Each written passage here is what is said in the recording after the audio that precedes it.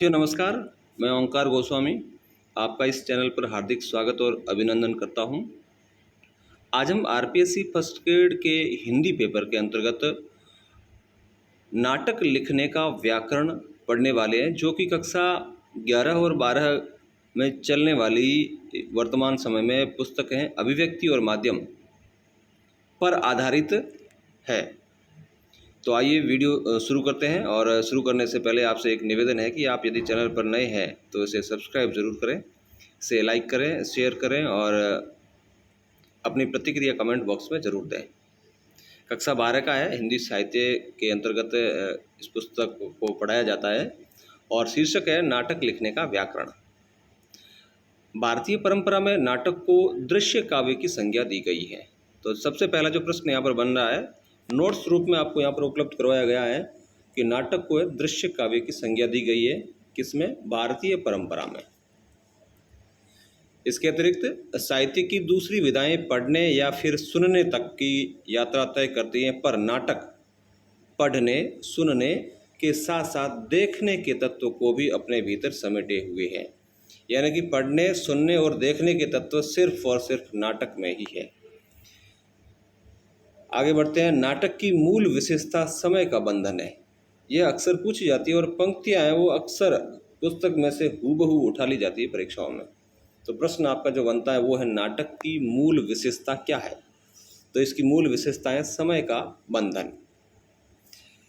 नाटक के मंच निर्देश हमेशा वर्तमान काल में लिखे जाते हैं। यानी कि मंच पर जो भी प्रदर्शन होता है, नाटक जो लिखा जाता है, वर्तमान काल में लिखा जाता है। ये इसकी सबसे महत्वपूर्ण बात है। जो घटना घटित हो चुकी है भूतकाल में, उसे दर्शाया वर्तमान काल में ही जाता है नाटक पर। मंच के लिए नाटक में 3 अंक होते हैं। नाटक के कितने अंक होते हैं? नाटक में 3 अंक होते हैं। भरत मुनि ने प्रत्येक अंक की अवधि कम से कम 48 मिनट की अपेक्षा की है। तो परीक्षा में जो प्रश्न आएगा वो भरत मुनि को लेकर आ सकता है। सीधा बताया जाएगा या पूछा जाएगा कि भरत मुनि ने प्रत्येक अंक की अवधि क्या मानी? तो उसका जो सही उत्तर है वो है 48 मिनट। यदि यह भी आ जाए कि प्रत्येक अंक की अवधि कितनी हो सकती है, तो उसका उत्तर भी 48 मिनट है। नाटक का महत्वपूर्ण अंग है, नाटक का जो महत्वपूर्ण अंग है वो है शब्द। तो साहित्य की 2 विधाओं कविता और नाटक के लिए शब्द का विशेष महत्व है। तो प्रश्न आपके बहुत महत्वपूर्ण यहाँ पर बन रहा है कि साहित्य की किन विधाओं में शब्द का विशेष महत्व है? तो कविता और नाटक दोनों ही ऑप्शन में आएंगे और हो सकता है तीसरा ऑप्शन आ जाए कि अ और ब दोनों।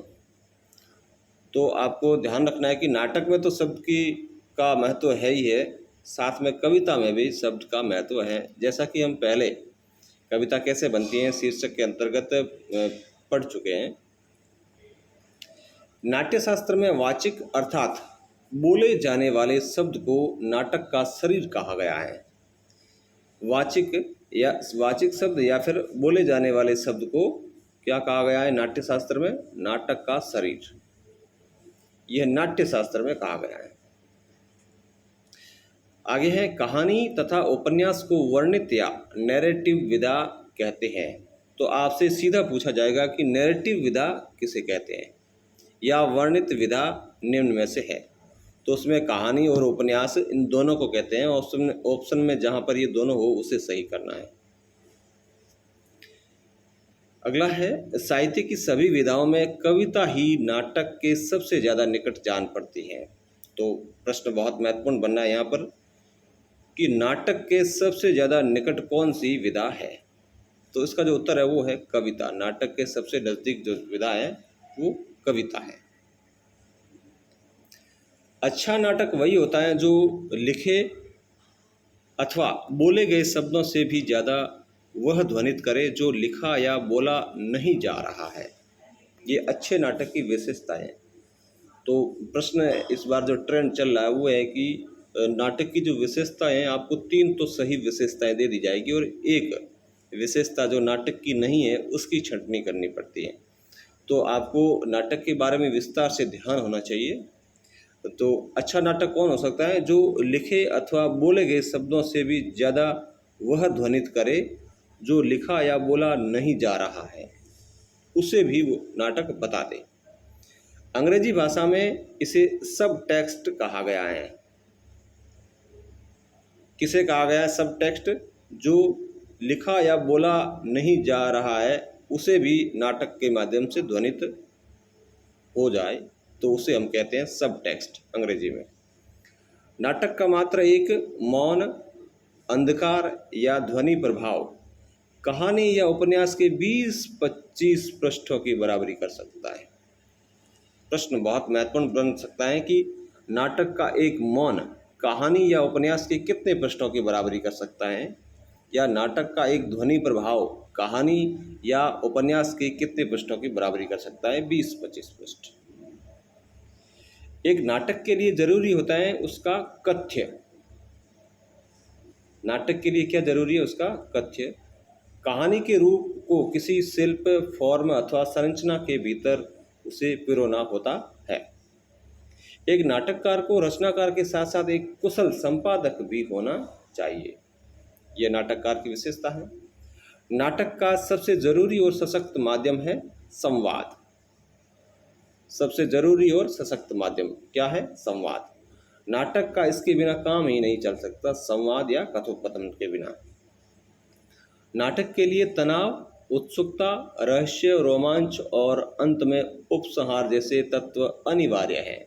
प्रश्न बहुत महत्वपूर्ण यहाँ पर बन सकता है कि नाटक के लिए अनिवार्य तत्व निम्न में से नहीं है, तो आपको इसमें से 3 तत्व दे दिए जाएंगे और एक तत्व जो इसमें शामिल नहीं है उसे दे दिया जाएगा। तो ट्रेंड है जो इस तरह का चल रहा है, तो हमें सारे तत्वों की जानकारी होनी चाहिए। तनाव, उत्सुकता, रहस्य, रोमांच और उपसंहार।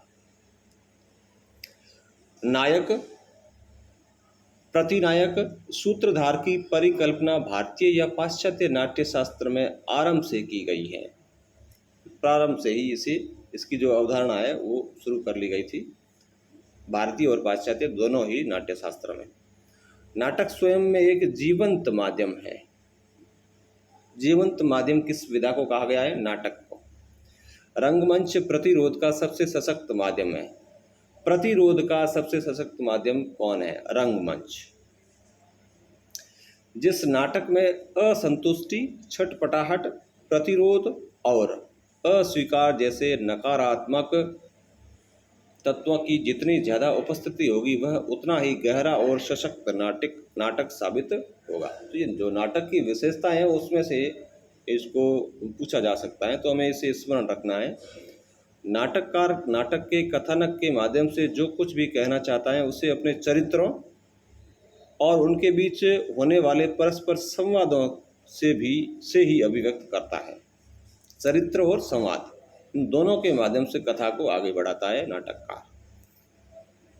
संवाद जितने ज़्यादा सहज और स्वाभाविक होंगे उतना ही दर्शक के मर्म को छुएंगे। यानी कि संवाद है उस पर सब कुछ टिका हुआ है, और संवाद है वो बहुत ही जितने सहज होंगे और स्वाभाविक होंगे दर्शक को उतना ही आनंद आएगा। प्रसिद्ध नाटककार है जयशंकर प्रसाद, मोहन राकेश, जगदीश चंद्र माथुर, धर्मवीर भारती और सुरेंद्र वर्मा। सबसे महत्वपूर्ण प्रश्न यहाँ पर और आ रहा है, एक नाटक के मुख्य तत्व कौन से हैं? समय, शब्द, कथ्य और संवाद। ये 4 तत्व हैं वो नाटक के मुख्य तत्व हैं। तो ये था नाटक के बारे में जो सार था इस अभिव्यक्ति और माध्यम पुस्तक से, वो आपके सामने प्रस्तुत किया। वीडियो कैसा लगा प्रतिक्रिया ज़रूर कमेंट बॉक्स में लिखें, और चैनल यदि सब्सक्राइब नहीं किया तो इसे सब्सक्राइब जरूर करें। फिर मिलते हैं एक और वीडियो में। जय हिंद।